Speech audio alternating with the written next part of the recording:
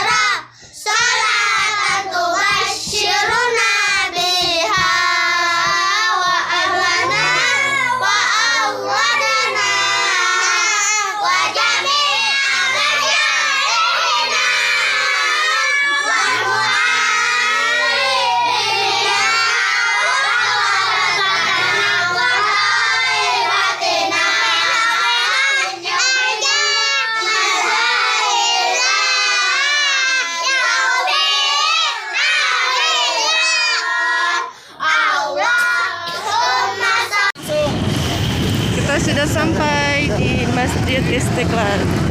Subhanallah, lihat jamaah berdatangan. Allahumma sholli wa sallim ala sayyidina Muhammadin sahibil busyra salatan tubasyiruna biha wa lana wa awwanana wa jami amasya.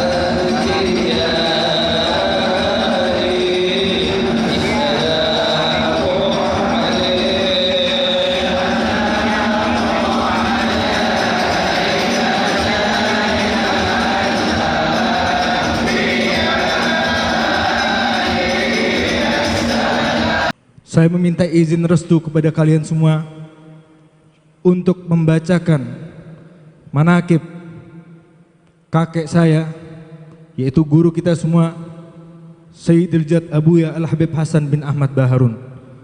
Semoga kita dengan membaca manaqib beliau, kita mendapatkan sir beliau, kita mendapatkan keberkahan beliau, dan kita mendapatkan ridha beliau. Amin amin ya rabbal alamin. Manaqib Abuya Al-Habib Hasan bin Ahmad Baharun. Kelahiran dan silsilah beliau, Al-Habib Hasan Baharun lahir di Sumeneb, Madura pada tanggal 11 Juni 1934 dan merupakan putra pertama dari 4 bersaudara dari pasangan Al-Habib Ahmad bin Husain dengan ibunda beliau Fatmah binti Ahmad Bakhabazi. Adapun silsilah Az-Zahabiyah beliau yaitu Al-Habib Hasan bin Ahmad bin Husain bin Tahir bin Umar bin Hasan bin Ahmad bin Syekh bin Abdullah bin Harun bin Muhammad bin Abdullah bin Aqil bin Abu Bakar bin Ali bin Harun bin Hasan bin Ali bin Muhammad Jamalulail bin Hasan Al-Muallim bin Muhammad Asadullah bin Hasan At-Turabi bin Ali bin Muhammad Al-Faqih Muqaddam bin Ali bin Muhammad Sahib Mirbat bin Ali Khalid Qasam bin Alwi bin Muhammad bin Alwi bin Ubaidillah bin Ahmad Al-Muhajir bin Isa Ar-Rumi bin Muhammad An-Nagib bin Ali Al-Uraidi bin Ja'far As-Sadiq bin Muhammad Al-Bagir bin Ali Zain Al-Abidin Ibn Al-Husain As-Sibit bin Ali bin Abi Talib wa Fatimah bintu Rasulullah sallallahu alaihi wasallam. Masa kecil dan pertumbuhan beliau, sejak kecil kedisiplinan dan kesederhanaan telah ditanamkan oleh kedua orang tua beliau, sehingga mengantarkannya tumbuh menjadi sosok pribadi yang mempunyai akhlak dan sifat yang terpuji. Pendidikan agama selain diperoleh dari bimbingan kedua orang tuanya, ia dapatkan dari Madrasah Makarimul Akhlaq Sumeneb dan dari kakeknya yang dikenal sebagai ulama besar dan disegani di Kabupaten Sumeneb, yaitu Al-Ustadz Ahmad bin Muhammad Bakhabazi. Semangat belajar Ustadz Hasan Baharun sejak kecil memang dikenal rajin dan ulet. Bahkan apabila bulan Ramadan tiba, beliau belajar semalam suntuk, mulai sehabis tadarus sampai menjelangnya subuh. Adapun guru-guru beliau adalah orang yang sangat ulet dan gemar menimba ilmu dari banyak ulama. Di antaranya Syekh Ahmad bin Muhammad Al-Bakhabazi, wa Syekh Utsman bin Ahmad Al-Bakhabazi, wa Syekh Umar bin Ahmad Al-Bakhabazi, wal Habib Al-Faqih Umar Ba'agil. Dan guru besar sekaligus sosok yang paling mensupport beliau adalah Muhaddithul Haramain Al-Allamah Abuya Sayyid Muhammad Alawi Al-Maliki Al-Hasani. Perjalanan dakwah beliau dan pengembangan bahasa Arab. Beliau sering mengikuti ayahnya ke daerah Masalembu, Sumeneb, Madura untuk berdakwah sambil membawa barang dagangan. Apabila ada orang yang tidak mampu membayar hutangnya, disuruh membayar semampunya, bahkan dibebaskan. Pada waktu berkeliling menjajakan dagangan, justru beliau dikenal suka membantu menyelesaikan permasalahan dan konflik yang terjadi di masyarakat serta senantiasa berusaha mendamaikan mereka yang berselisih dan bersengketa dalam mendamaikan tokoh-tokoh masyarakat yang sedang bermusuhan. Pada tahun 1965, beliau merantau ke Pontianak berdakwah keluar masuk dari satu desa ke desa lainnya dan melewati hutan belantara yang penuh lumpur dan rawa-rawa. Namun dengan penuh kesabaran dan ketabahan, semua itu tidak dianggapnya sebagai rintangan. Dengan penuh kearifan dan bijaksana, dikenalkannya dakwah Islam kepada orang-orang yang masih awam terhadap Islam. Pada waktu melakukan dakwah, beliau senantiasa membawa seperangkat peralatan pengeras suara, loudspeaker ataupun sound system yang pada saat itu memang masih langka di Pontianak, sehingga dengan hal itu tidak merepotkan yang punya hajat atau yang ingin mengundangnya untuk mencari sewaan pengeras suara. Dan tak lupa, beliau membawa satir atau tabir untuk menghindari terjadinya ikhtilat, percampuran antara laki-laki dan perempuan, ataupun perbuatan maksiat atau dosa lainnya yang akan menghalangi masuknya hidayah Allah Subhanahu wa taala. Sekitar tahun 1970, atas permintaan dan perintah dari ibundanya, beliau pulang ke Madura dan disuruh untuk berdakwah di Madura atau di Pulau Jawa saja. Pada tahun 1972, beliau mengajar di Pondok Pesantren Gondang Legi Malang, mengembangkan bahasa Arab, sehingga Pondok Gondang Legi pada saat itu terkenal maju dalam bidang bahasa Arabnya. Beliau pun berkeliling dari satu pesantren ke pesantren lainnya untuk mengampanyekan bahasa Al-Quran tersebut. Karena beliau memiliki pandangan, amatlah tidak pantas seorang menuntut ilmu agama bila tidak memahami dan mampu berbahasa Arab dengan baik. Sehingga dari pemikiran ini pula lah lahir karya-karya tulis beliau dalam bidang bahasa Arab yang sampai sekarang sudah tercetak jutaan eksemplar dan digunakan di banyak pesantren di seluruh Nusantara ini. Pendirian Ponpes Dalwa pada tahun 1981 di Kota Bangil, Pasuruan, Jatim. Beliau memulai pengkaderan ulama dengan menempati sebuah rumah kontrakan. Dengan penuh ketelatenan dan kesabaran, beliau dalam waktu yang relatif singkat, jumlah santri berkembang dengan pesat. Selain membina santri putra, pada tahun 1983 pondok ini menerima santri putri yang berjumlah 16 orang yang bertempat di daerah yang sama. Dan pada tahun 1984 lokal pemondokan santri menempati sampai sebanyak 13 rumah kontrakan. Atas petunjuk musyrif Ma'had Darul Lughah wad Da'wah Abu Sayyid Muhammad Alwi Al-Maliki Al-Hasani, pada tahun 1985 pondok pesantren Darul Lughah wad Da'wah dipindah ke Desa Raci yang saat ini Ponpes Dalwa bisa kita saksikan. Perkembangan Ponpes Dalwa pun tak lepas dari peran dukungan istri Abuya Al-Habib Hasan Baharun. Beliau adalah Al-Mukarramah Al-Syarifah Al-Hubabah Khadijah bintu Muhammad Al-Hinduan, istri tercinta yang senantiasa dengan penuh ketabahan dan kesabaran mendampingi pahit getirnya perjuangan serta senantiasa memberikan semangat bagi sang suami. Bahkan jiwa besar dan perjuangannya ditunjukkan oleh Hubabah ketika Abuya Hasan membutuhkan dana untuk pondok. Maka Hubabah dengan senang hati menjual seluruh barang-barang berharga dan semua perhiasan yang dimilikinya, bahkan yang mengandung kenangan dan sejarah dengan kedua orang tuanya dijualnya pula. Dan berkat keikhlasan niat daripada Abuya Al-Habib Hasan, hingga saat ini Ponpes Dalwa santri dan santriwatinya berjumlah 17.000 santri dari dalam dan luar negeri. Dan alhamdulillah telah berhasil menelurkan ratusan bahkan ribuan para pendakwah di seluruh Nusantara Indonesia, yang dimana tidak sedikit daripada para alumni yang membuka pondok-pondok pesantren. Hubungan ke berbagai kalangan. Beliau adalah orang yang sangat diterima oleh berbagai kalangan, mulai para ulama, mancanegara, pejabat, hingga masyarakat awam. Semua beliau perlakukan sesuai porsinya dengan sesuai sabda Nabi Muhammad SAW. Qala sallallahu alaihi wasallam, anzilin nas manazilahum. Perlakukanlah setiap orang sesuai porsi mereka masing-masing, sehingga dakwah beliau pun menyeluruh dan bisa dirasakan semua kalangan, di mana itu memang menjadi salah satu cita-cita besar beliau. Para ulama terkemuka baik di Hadramut, Mekah dan Madinah semua menjalin hubungan baik dengan beliau, sehingga putra-putra dan santri beliau pun bertebaran menimba ilmu kepada ulama-ulama tersebut, dan mereka tidak segan-segan untuk memuji dan melontarkan kata ungkapan akan kegaguman kepada kepribadian dan akhlak beliau. Katakanlah seperti halnya Al-Habib Hasan bin Abdullah Asy-Syatiri, Wal Habib Zain bin Ibrahim bin Smith, dan juga Al-Habib Umar bin Hafid, dan juga Profesor Dr. Abdullah Baharun, Rektor Al-Ahqaf Hadramut. Ketinggian magam wilayah atau kewalian beliau, telah banyak orang-orang yang menyaksikan karamah dan kelebihan beliau. Namun dalam kesempatan ini hanya satu yang ingin kami sampaikan, yaitu kana rahimahullah taala mimman yajtami bin Nabi sallallahu alaihi wasallam yaqadatan. Beliau termasuk orang yang bertemu langsung dengan Rasulullah secara sadar dan terjaga. Ini adalah kedudukan yang tidak sembarang bisa dicapai kecuali seseorang yang betul-betul tinggi magamnya. Al-Imam Abdul Wahab Asy-Sya'rani berkata bahwa untuk mencapai hal tersebut harus melewati lebih daripada 200.000 magam kewalian. Dan yang demikian itu didapatkannya ketika beliau mendapatkan ijazah langsung salawat daf'ul bala dari Rasulullah sallallahu alaihi wasallam di Raudhah Syarifah. Dan insyaallah salawat tersebut akan kita dapatkan ijazahnya dari Khalifah Al-Maghfurlah, yaitu Abuya Al-Habib Zain. Yang diantaranya keistimewaan salat daf'ul bala adalah ketika terjadinya banjir di ibu kota pada tahun 2008. Ada salah satu ulama yang bermimpi Nabi SAW yang memerintahkannya untuk membaca salawat Habib Hasan Baharun, yaitu salawat daf'ul bala tersebut.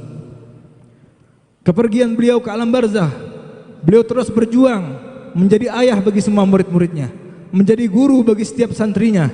Sifat sabar, tawakal, ikhlas, belah kasih, tawadhu, dermawanan, kebersihan hati, dan sifat-sifat terpuji lainnya menghiasi perjalanan hidup beliau bersama orang-orang yang ada di sekitar beliau.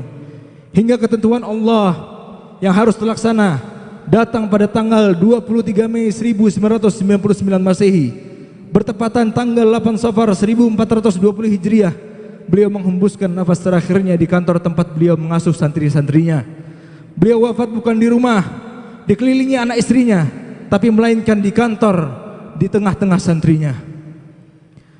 Beberapa pujian para ulama untuk beliau. Abuya Sayyid Muhammad ini sering terlontar ketika beliau mengajar murid-muridnya. Beliau mengatakan bahwa apabila kamu ingin mencontohkan kesabaran, jiwa perjuangan, serta tawakal yang kuat, maka contohlah Ustadz Hasan Baharun. Al-Habib Hasan bin Abdullah Asy-Syatiri menyatakan dengan ainul basirahnya, mata batinnya, bahwasanya Al-Habib Hasan bin Ahmad Baharun min jumlatil abdal. Beliau Al-Habib Hasan bin Ahmad Baharun adalah termasuk wali dari tingkatan abdal. Al-Habib Umar bin Hafid di depan para santri dan ulama dalam ziarahnya di Pondok Raci 2 tahun setelah wafatnya Habib Hasan, beliau mengatakan, Ustadz Hasan adalah orang pertama yang membuka kembali hubungan antara Yaman dan Indonesia setelah terputusnya puluhan tahun lamanya, dan beliau yang mulai mengirimkan santrinya untuk belajar di Yaman, sehingga semua pahala orang yang belajar ke Yaman akan kembali pahalanya kepada al-alim al-allama ad-da'ilallah Abuya Al-Habib Hasan Baharun. Akhirnya kita berharap semoga dengan diadakan haul Abuya Al-Habib Hasan ini dan dibacakan manakibnya, kita semua dan seluruh bangsa dan masyarakat Indonesia mendapatkan rahmat, mendapatkan berkah dan inayah daripada Allah Subhanahu wa taala, diberikan keimanan dan ketakwaan serta kekuatan kepada para pemimpin kami, sehingga mereka dapat mengayomi kami yang menjadi kemaslahatan bagi masyarakat kami. Ya Allah, jadikanlah negara kami Indonesia yang sangat amat kami cintai ini negara yang berdaulat dan bermartabat, sehingga menjadi baldatun thayyibatun wa rabbun ghafur. Oleh karenanya ada satu hal yang perlu disampaikan di sini.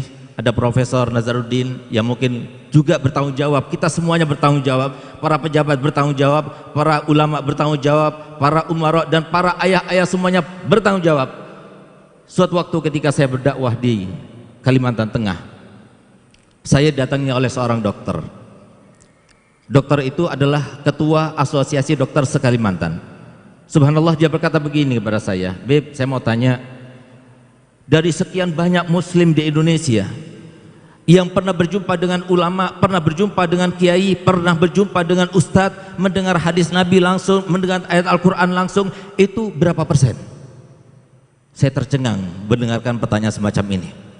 Nggak ada dalam pikiran kita. Kita lihat haul di mana-mana, masya Allah luar biasa. Di sini alhamdulillah tadi sampaikan sampai 500.000, luar biasa.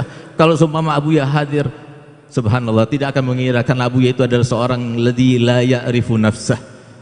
Saya punya Abi ini 3 hari sebelumnya, beliau berkata begini, Abi ini nggak pernah merasa kalau Abi ini pernah bikin pesantren. Abi nggak pernah merasa bahwasanya Abi ini sudah pernah mendidik bakat banyak orang. Abi nggak pernah merasa bahkan menulis kitab itu nggak pernah merasa. Yang Abi rasa itu adalah Abi ini dimanja oleh Allah dengan kebaikan demi kebaikan. Mungkin berkat dengan doanya orang tua, mungkin berkat doanya guru-guru, sehingga Abi semacam ini. Subhanallah. Ini yang disifatkan oleh Nabi kita Muhammad SAW. Subhanallah, saya punya abah mendidik anaknya itu seperti itu. Sehingga saya tanya kembali kepada dokter tersebut, Pak Dokter, apakah sudah ada penelitian? Sudah, Beb. Diambil dari mana sampelnya? Dari semua provinsi. Berapa hasilnya? Ternyata hasilnya adalah cuma 15%. 85% nggak pernah berjumpa dengan ulama, nggak pernah berjumpa dengan asatidzah, nggak pernah berjumpa dengan para ustadz, para kiai. Bagaimana mereka akan berubah? Yang bisa merubah, mohon maaf, sekarang ini kita bisa meneliti dengan penelitian yang nyata secara mandiri di mana-mana. Silahkan lakukan. Kita lihat bagaimana mereka ketika di pesantren itu ada guru, ada pejabat, mereka berdiri menghormat. Siapa yang ngajar ke mereka seperti itu?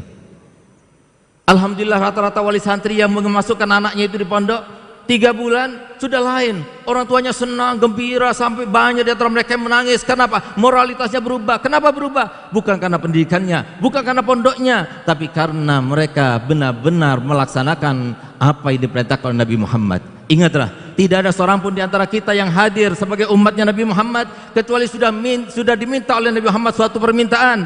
Nabi Muhammad tidak minta jabatan, Nabi Muhammad tidak minta harta benda, tapi Nabi Muhammad hanya minta satu hal, balighu anni walau ayah, sampaikan dariku. Yang memberikan hidayah Allah, tapi sampaikan dariku. Apa yang kita dengar daripada Nabi Muhammad sampai kepada keluarga.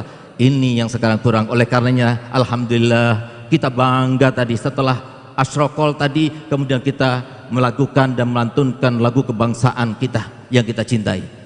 Tapi banyak di antara kita tidak paham pesan-pesan daripada kakek moyang kita sebagai jalan yang satu-satunya, jalan utama untuk kita menjadi bangsa yang besar, bangsa yang kokoh, bangsa yang kuat, yang tidak lagi diperbudak oleh siapapun juga. Apa kata mereka?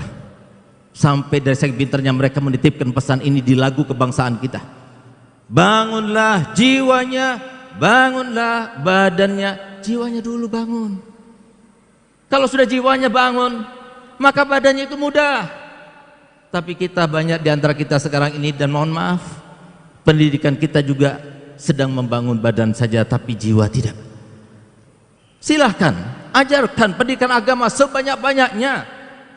Agama apapun kita ajarkan, maka Indonesia akan menjadi negara yang kokoh, masyarakat yang hebat.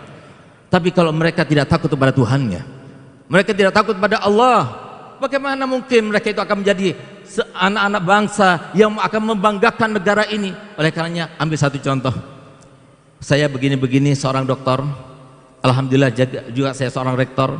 S1 saya di Dalwa, S2 saya di Unsuri Surabaya, S3 saya di UIN Malang dan di UTM Malaysia, alhamdulillah. Tapi alhamdulillah Pak Kapolri, setiap hari saya kok ketemu bersama ibu saya, alhamdulillah ibu saya ini datang sekarang, ini anugerah yang besar luar biasa bagi kami anak-anaknya.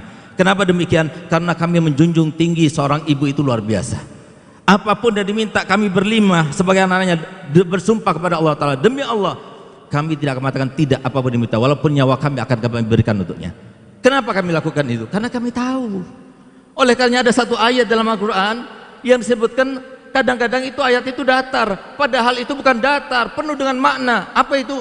La yastawil ladina ya'lamuna wal ladina la ya'lamun. Enggak sama antara orang yang tahu dengan orang yang tidak tahu. Tugas kita sebagai pejabat, tugas kita sebagai ulama, tugas kita sebagai umara, tugas kita sebagai para orang tua, tidak ada lain bagaimana mereka tahu akan hukum-hukum Allah, akan hukum-hukum yang diajarkan oleh Tuhan-Tuhannya, oleh nabinya, sehingga mereka itu bisa waspada dan takut sendiri, bukan hanya takut kepada BPK atau polisi dan lain sebagainya. Oleh karena itu para hadirin dimuliakan oleh Allah Ta'ala, itu pesan daripada saya punya abah. Oleh karena itu salah satu contoh, saya punya ibu hadir bersama kami, dan semoga dengan hadirnya beliau dipanjangkan umurnya, sehat badannya, dimudahkan segala urusannya. Saya berani bersumpah di Masjid Istiqlal ini, di atas mimbar ini yang mulia ini, yang menjadi makamnya Nabi SAW berdakwah di jalan Allah. Demi Allah saya punya ibu, 27 tahun kawin dengan ayah saya. Demi Allah saya bersumpah, anak-anaknya juga berani bersumpah. Dari semenjak kecil kami sampai saya punya abah meninggal tahun 1999, tidak pernah sekalipun terjadi cekcok, perselisihan ataupun pertengkaran antara ayah saya dan ibu saya. Kenapa demikian? Ibu saya belajar, ibu saya paham, ibu saya tahu hadis. Demi Allah saya bersumpah, selama 27 tahun saya ingat dari semenjak saya kecil, enggak pernah sekalipun ibu saya marah kepada suaminya, enggak pernah sekalipun minta kepada suaminya, nggak pernah sekalipun, demi Allah saya bersumpah, membantah perkataan ayah saya, tidak pernah, demi Allah. Kalau bapak-bapak tanya kepada saya, siapa yang mengajarkan saya sholat, siapa yang mengajarkan Habib Zain sholat, yang mengajarkan kami baca Quran, pertama kali kami menghatamkan Quran umur 6 tahun. Dan alhamdulillah semenjak 6 tahun kami itu sholat jamaah bersama ayah dan ibu kami, dan sampai sekarang alhamdulillah semoga terus seperti itu sampai kami meninggal dunia. Kami nggak pernah sholat sendirian tapi selalu berjamaah karena didikan daripada ibu dan ayah saya. Bismillahirrahmanirrahim. Alhamdulillah hamdulillahi fi ni'amika fa majid rabbana lakal hamd kama yanbaghi li jalali wajhika 'azim mutalik. Allahumma shalli wa sallim ala sayyidina Muhammadin wa ala alihi wa sallam ajma'in. اللهم إنا نسألك أن تحفظ بلدنا من كل سوء. اللهم احفظ وطننا إندونيسيا وأدم عزه واستقراره واحفظ شعبه وحكامه. اللهم احفظنا واحفظ الوطن آمنا مستقرا، واحفظ ولاة أمره وعلماءه الصالحين من أهله، واكفنا بلادنا وولاة أمرنا وعلماءنا شر الأشرار وحقد الخولة الفجار، واجمع كلمتنا على الحق والإز يا رب العالمين. ربي نستودعك بلادنا إندونيسيا وأهلها وأمنها وأمانها. اللهم إنا نسألك أن تحفظ أرضها وسماءها وليلها ونهارها، وأن تحفظها من كل ظالم يريد السوء بها.